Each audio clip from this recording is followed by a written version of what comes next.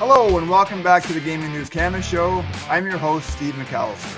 Last week, Alberta's elected officials passed third reading of the iGaming Alberta Act, which pretty much guarantees the launch of an open sports betting and online gaming market in the Western Canada province, most likely in the first half of next year.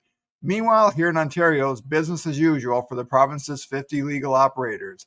That includes Soft2Bet's ToonieBet brand, which brought its iGaming business to the province a year ago and last week introduced its online sportsbook here. Knee-deep in that launch was Yoel Zuckerberg, who left Aspire Global back in the fall of 2022 to join Soft2Bet as its chief product officer. Zuckerberg, who's been around the gaming business for almost 18 years now, joins the Gaming News Canada show for the first time. We welcome to the show the chief product officer of Soft2Bet, Yoel Zuckerberg. Hey, Yoel, thanks so much for joining us from Cyprus. Thanks. Thank you very much, Steve, for having me. It's a pleasure. It's funny. It seems every week we have a guest on the show. We talk about how busy it is in the iGaming industry, and obviously this week is no different. We're recording this podcast on Monday morning. A big part of the gambling industry is gathering in Fort Lauderdale this week for the SBC Summit Americas. You and I aren't in Florida. I just want to start, Yoel. You're again, like many of the guests we have on this show. You've got your own interesting story in this industry, and you're pushing close to 20 years now. And I think you got your start in the industry in online poker. Can you maybe just talk for a couple of minutes about what attracted you to the gambling industry and why you're approaching almost 2 decades in the business? Yeah, it's true. It's 20 years, actually. I saw that this morning. It's even a little bit more close or a little bit more, it depends if you start from the beginning of journey. But I started before going to the gambling industry. There was the big boom of the poker. And like everyone, I guess, back in the days, you start to play poker with your friends. And some of my best friends became professional poker player. We were playing like a lot, actually, grinding the tables during evening and being zombies because we were playing from Europe with the United States before the Black Friday. And then at some point I decided, I'm from Belgium, actually, and in Europe, and I decided to move to Israel. And that's where I started actually to search for work. And some of my friends said that they work in the poker industry doing customer service, and that specific company was searching for someone who speaks French. I speak French, I know poker, and that's how I started actually in that amazing industry back in the days, starting to chat with customers, and that's how you actually understand the product the best, and that actually drifted me and moved me to the product direction later on, a few years after. But that's how I entered the industry. Funny time, yes. Hey, what attracted you to the product side? Because obviously you've had a distinguished career now, working at Ladbrokes and Aspire Global, and leaving Aspire almost 3 years ago to join Soft2Bet. But what made it so attractive to really dig into the product side of the business? So it started actually to, as I mentioned, to serve the customer as a customer service agent. When they came, usually customer agent, they deal with complaints, right, of the customers. A happy customer is not coming to chat and talking and chatting to you. So that's how actually I started my journey. And I said, okay, those customers are complaining about something, means that they have issues, right? How can we fix those issues for them not to complain, to have a better journey? And that attracted me a lot back in the days, how to serve the best the customers. And after talking to me or other of my members, staff back in the days, I really wanted to move to a direction on how we can serve better the customer by actually giving the ideas to the product team to improve the product. Because the more you improve the product, the less customers will come and chat and complain about something. So that really attracted me, to try to understand how to make the product better. Sometimes I felt like I understood better the product than the product people. back in the days, because you are serving those customers and you know exactly, you're on the phone with them, you chat with them, try to help them. And this really attracted. You've obviously seen so much change over that 20 years on product, and we had Shavdar Dimitrov from Betty Gaming on the podcast a couple of weeks ago, and Shavdar, like you, is a bit of a product geek, and we talked about payments and KYC and responsible gambling, and then just the games itself. I just wonder for you, what's the biggest thing that's changed on the product side, or what's been the biggest innovation that you've seen? So first of all, what I want to say is that 20 years ago, I want to say that most of the operator didn't put any importance on the product and the user experience. Wasn't that, there was no regulation, let's put it this way, right? It was a big bunch of money flowing into the company. Everyone is happy. Let's continue to the next step. And then when it started to become regulating or regulated markets, then more and more operators felt that, from a product perspective, everyone has the same content, everyone has the same payment method. So how to differentiate yourself? It's actually by creating a different experience for the customer. And let's face it, it's not that easy to create a different experience when you have the same tool. It's like preparing like food with the same tool, and in the end you taste it, someone will have a better taste. So that's the battlefield that we have today from a product perspective in our industry, in all the markets. From an innovation side, in the last 20 years, I would say that the most innovative that I saw is evolution with the game studio, from a content perspective. And I would say, not because I work there, but because really at Soft2Bet, we bring the innovation to the next level. We try really to build something different for our customers, for all the customers. I said a few times in different podcasts, I feel that our industry is not innovating for the last 20 years. Yeah, more content, more games, new payment method. All the sites look pretty much the same. We bring something new to the table for the new generation, and I strongly believe that with all the other platform providers and the operator, as I said, we battle with the same tool. We need to bring that industry to the next level. And this is what we're trying to do by pushing the boundaries even further. Is there one specific piece of that, Yoel, or is it across the board? It's in terms of registration, in terms of payments, in terms of the actual games? It's everything.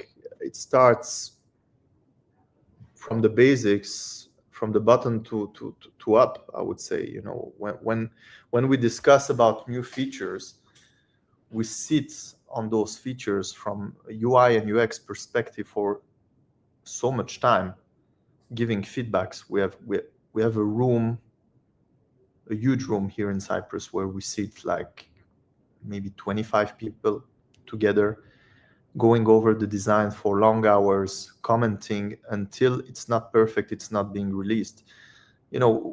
We say it takes nine months to deliver a baby for a mother. I believe that it takes more or less the same time to deliver a proper product in our industry. And I cannot say the same about the other operators. This is our approach. We take every pixel, we review everything, including myself. There is a huge line of people who are checking, commenting until it's not perfect for everyone in the room. We don't go with it. That's the approach, and that's how you build product, and the best product in our industry, in any industry. I want to ask you, Soft2Bet made the decision to enter Ontario about a year ago and launched the ToonieBet brand, which is a great brand by the way. And I think your story is an interesting one. Again, entering a market where there was an existing gray market, so there were large brands out there that already pretty well known, and also because in Canada we tend to follow closely what goes on in the U.S. I think many observers have thought that when this market launched 3 years ago, that the Bet 365s and Bet MGMs and FanDuels and DraftKings would have a leg up on smaller operators like yourself. I just wonder, like, what was Soft2Bet? What when went into the decision for Soft2Bet to enter a market that's highly competitive, perhaps the most competitive legal jurisdiction in the world? Ontario was a strategic choice.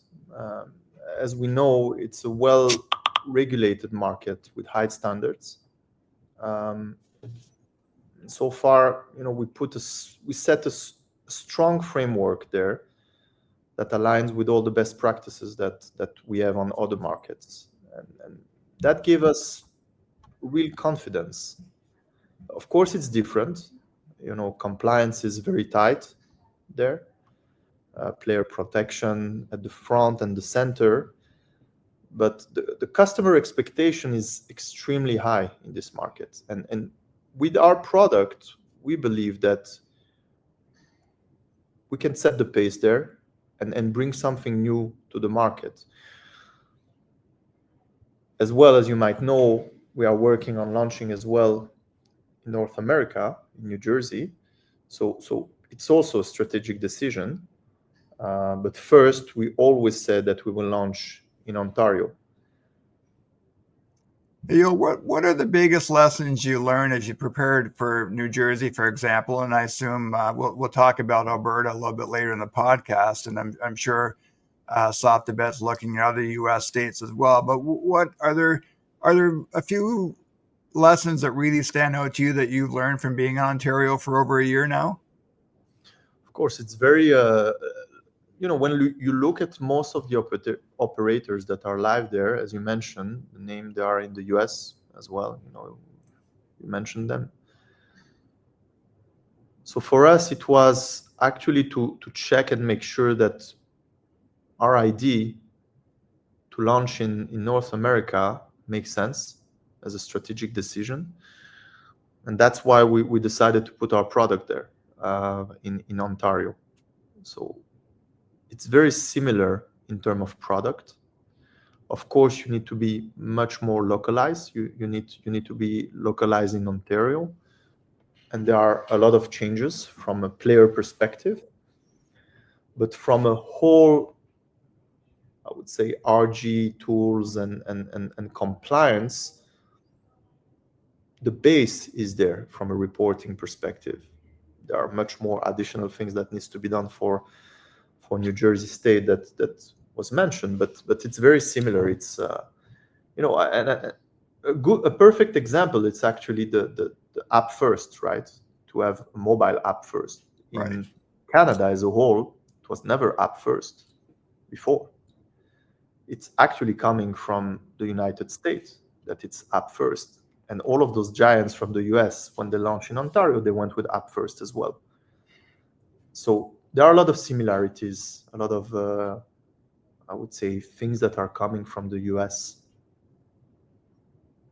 That the localization you mentioned, I just wonder how much of that is the actual games itself. And, second question to that, Yoel, is I think when this market first launched, a lot of us were really focused on sports betting, and that's where we saw a lot of the advertising and marketing. And we've seen over time that I think it's around 85, we're not Gaming Ontario issues its market performance reports now. It's about 85% of the revenue is coming from online gaming. But are there certain games or certain habits in particular that you're seeing from customers in Ontario?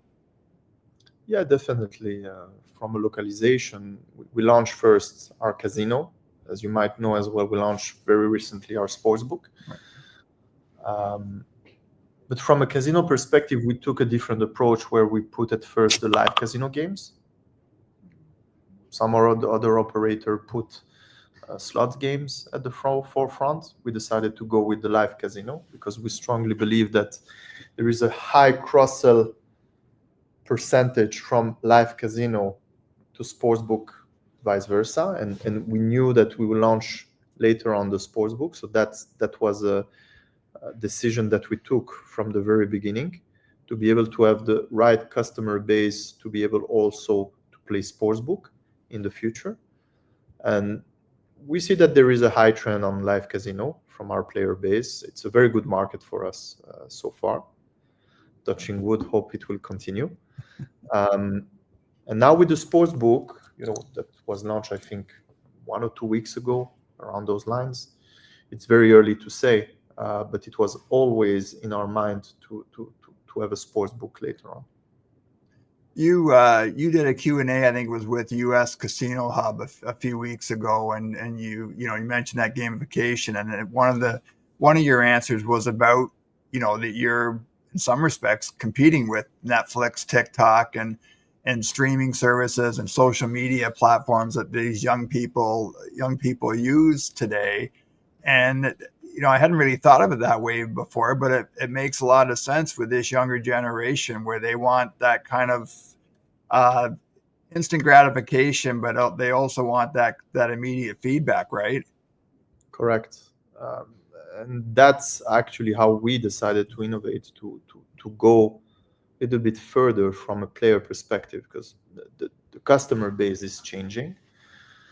The maturity of the customers is evolving as well. And as I mentioned, we have all the same tool in hands, the same content, the same payment method, the same kind of sports event. Of course, in sports, a little bit different, because it's also the way you manage the risk management and the odds and the markets.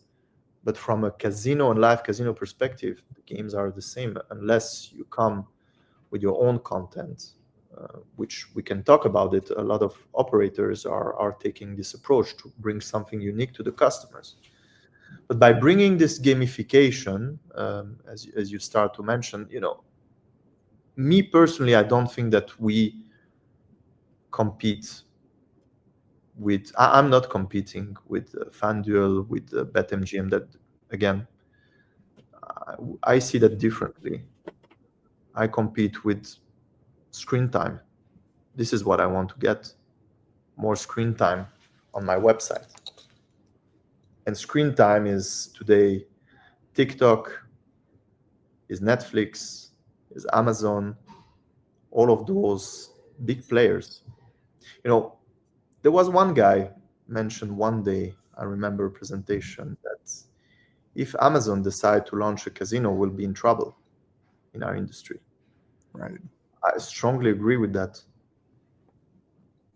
Yeah, no, and I think we're seeing that with sports, right? Professional sports right now, Yoel, and sports media rights, and now Amazon's become a major player, and that obviously is a threat to traditional television and cable networks that you have. These streaming services are now bidding for rights. So you make a great point there. You mentioned launching the sportsbook last week, and I just wonder, kind of given our earlier chat about how heavily skewed online gaming is for Ontario customers, why the decision to launch a sportsbook? Why was that important for you, for the ToonieBet brand? So, first of all, it was always important. It was always part of the strategic decision when launching Ontario. We always wanted to have a sportsbook. Just took a little bit more time to launch it. That's the only reason why we launched it later on. But I strongly believe that today in our market, you need to be able to give the choice to the customer. The more choice you give, the better it is. Simple as that. The more verticals will be able to launch in Ontario, the best it will be. Because the customer is king in the end of the day. That's we say that, everyone says it, but we need to let them choose the content that they want to play. We also need to personalize that content based on historical data, and this is what we are doing as well, to suggest the content based on the content preferences. Players will not start to search what he likes. It needs to be offered to him. So by launching the sportsbook, it was, from the very beginning, our idea to launch sportsbook. So no surprises there. I wonder too, Yoel, when we talk about sports betting, there's so much made of the hardcore bettors and the money that gets bet on. And I wonder for a company like ToonieBet, going back to that gamification, that that sportsbook experience for your brand is kind of tied to someone like me who might want to just bet $2 on a toonie, pardon the pun, a toonie on a hockey game tonight, or a couple of dollars on a Champions League game, Champions League final game at the end of May, and that there is room out there for not just the hardcore bettor, but people out there that just want to place a friendly wager on a sporting event. Totally, and I can tell you that that's why also we decided to launch ToonieBet. ToonieBet is for everyone. It's not only for heavy. I mean, I will not say gamblers, but I look at myself. I like to bet as well. Sometimes, not every day, because there is also some work to do. But I enjoy betting. I enjoy betting, sit in a room with friends, watching a game, betting together, and that gives much more adrenaline to the game, and we enjoy much more, and we laugh.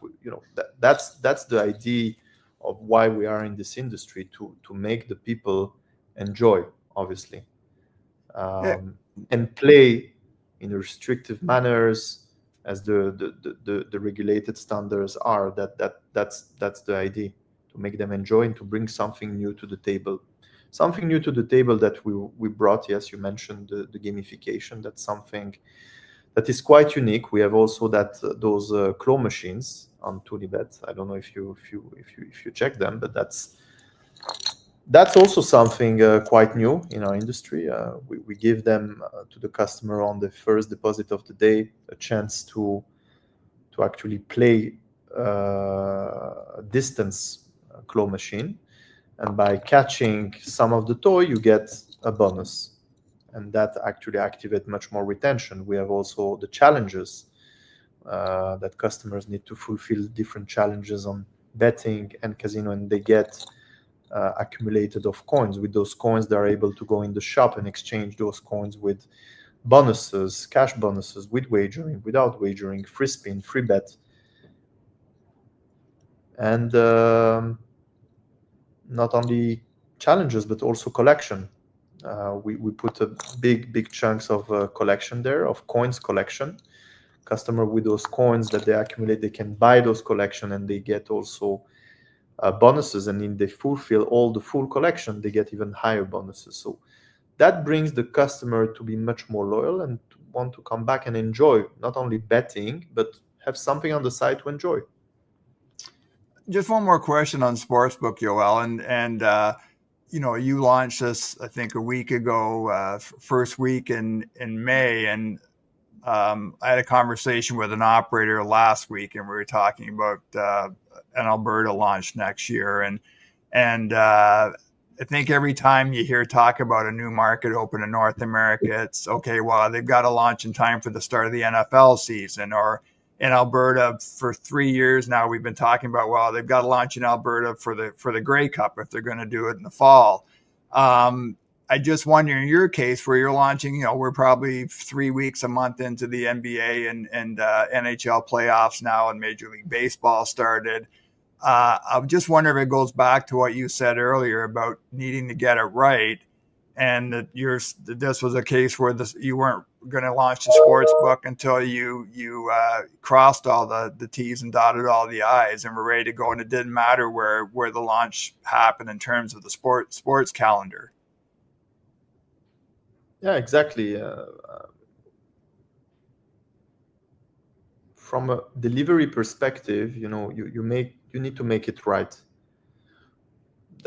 If you launch a product, and even if the timeline makes it certain that from a calendar perspective it makes sense, but the product is not ready, it doesn't make any sense to go with it. And that's exactly what we did. Yeah. With regards to Alberta, I just wonder how closely have you and Martin and everybody else at Soft2Bet been following what's going on there? So we are, of course, Alberta is on our radar. we are monitoring the framework, the regulatory framework.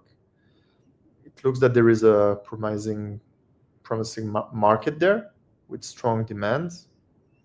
As soon as the path of the entry will be clear and will make sense and it will be sustainable for us, then we'll be ready to act.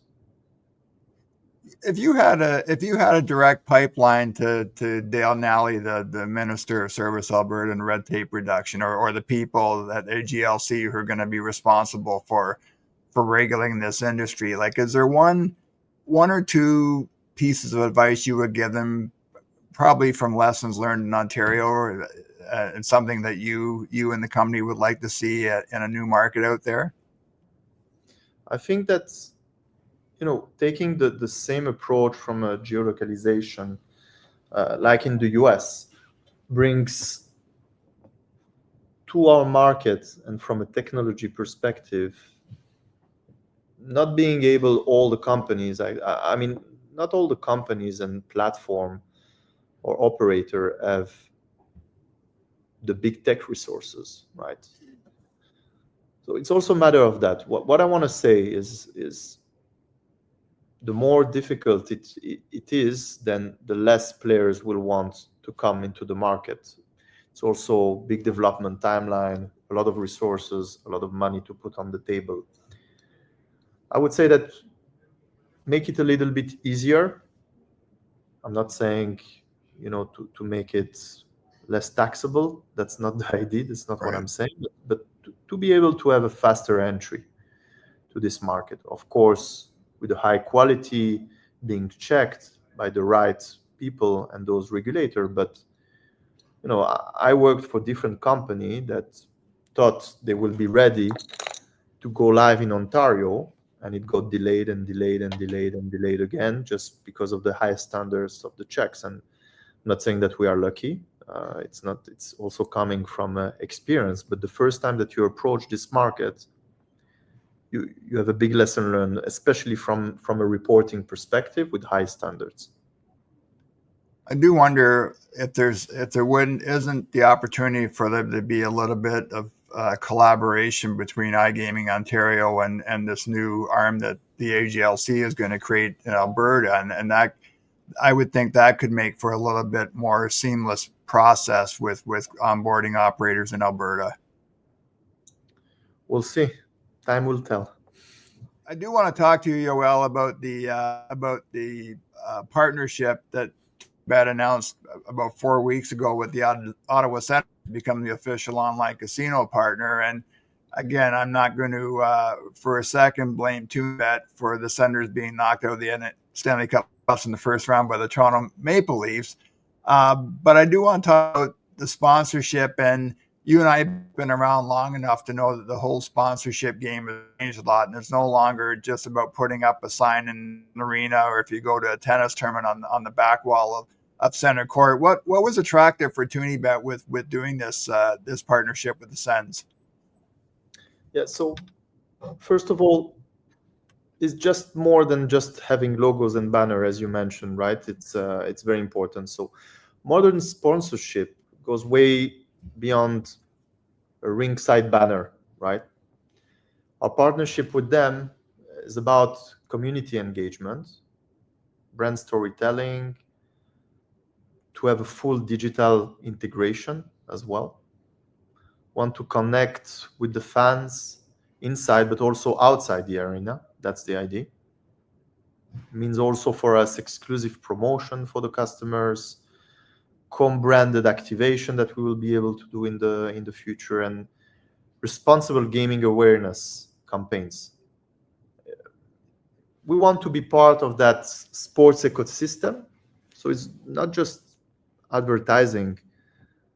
That's not the only idea. We want to have a fan base. We want to show ToonieBet to much more sports-based customers. As you mentioned, it comes in line as well with our launch of a Sportsbook. So that's the strategy, to go there, full localize.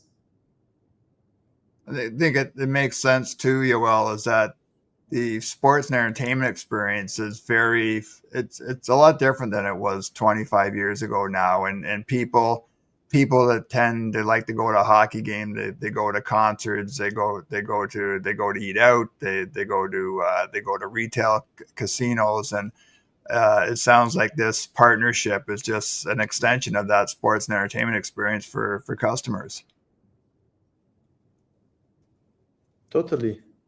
It's part of the full experience. As I mentioned, people like, as I said, I like to bet with friends. You like to go watch a hockey game with friends. So it makes perfect sense with everything that we believe in. Just on that too, you mentioned responsible gaming, Yoel, and I just wonder, I think one criticism of the industry right now is that not enough's being done around responsible gaming, and I wonder if sometimes there are just too many messages out there. And I also have mentioned on this podcast, I think it's unfair if you're not familiar with regulated gaming, that there is a lot of there are responsible gaming mechanisms put in place when you register as a customer for ToonieBet or any other operator. But is there something that you think the industry can do better? And are there things that you are proud of that ToonieBet has done on a responsible gaming vein? So yeah, for sure. It's not only in this market that I'm very proud of what we are doing with the responsible gaming, but of course everyone can make more and be much more predominant with the responsible gaming. But also, I don't see any operator to try and risk anything, right? We're working in highly regulated markets. You need to work in line with the regulator.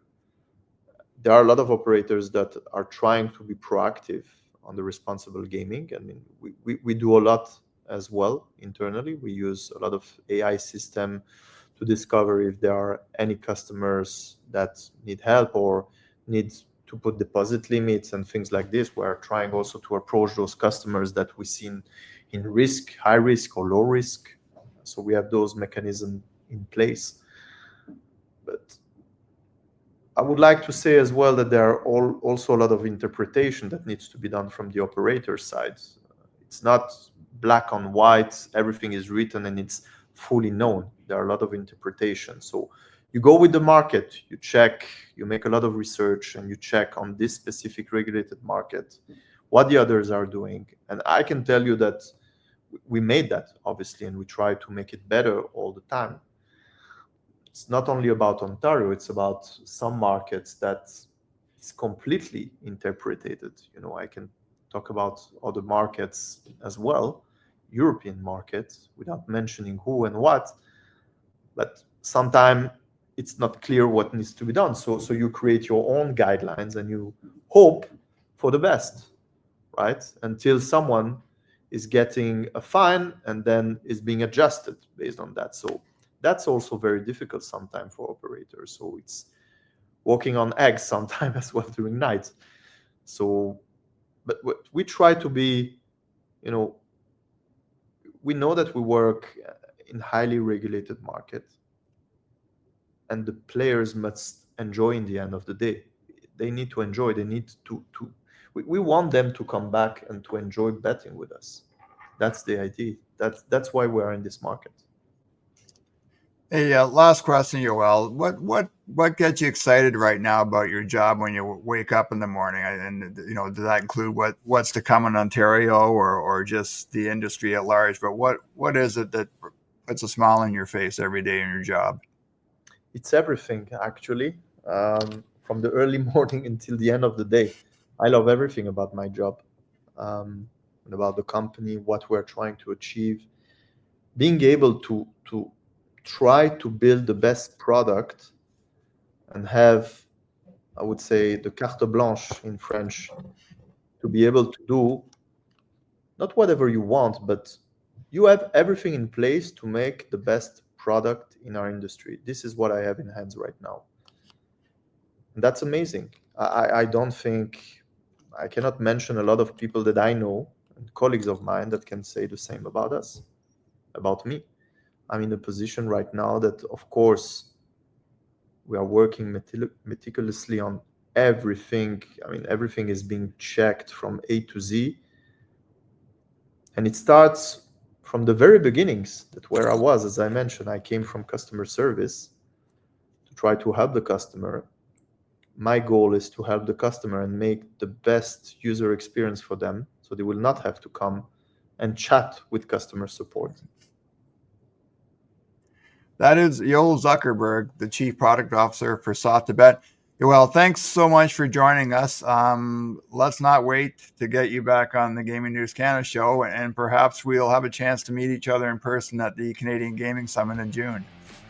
I hope so. Thank you very much, Steve. Thank you. Thank you.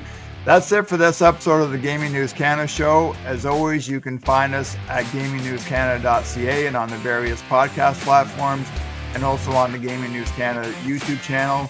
Thanks so much again to Yoel Zuckerberg for joining us again, and we will see everybody very, very soon.